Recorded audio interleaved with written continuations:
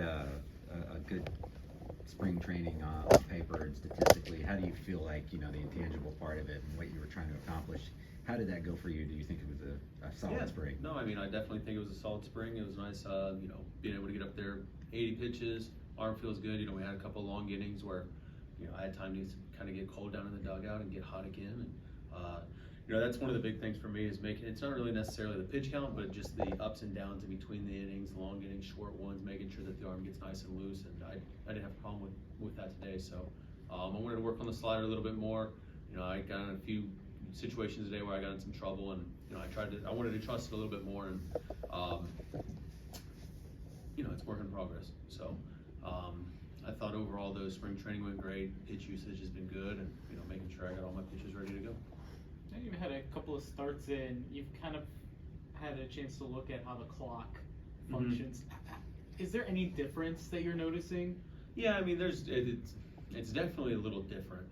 There's those times where I would take my time in certain situations, which, maybe I was part of the reason we led to the pitch clock. I don't know, but no, I mean, there's definitely been a few different scenarios like today when I had to go back up home. I asked Vince, hey, how much time do I have? And, it's still trying to learn all the rules and things like that, and when you have to back up home and you get 30 seconds instead of the 20. So still trying to get used to everything, knowing kind of how to control yourself even with the clock, and knowing that I need to rush and get ready. And other times not. There were maybe 2 times where I kind of had to go with the pitch because we were running out of time. I mean, I wasn't like 100% convinced at it, but I still was able to execute it. So I mean, there's going to be those times where I either 1-2 count, I can just take a ball and it'll be a 2-2 count and trust my stuff and trust that I'll be able to throw strikes with those off-speed pitches, and then other times where I gotta just go with what we decide at that time.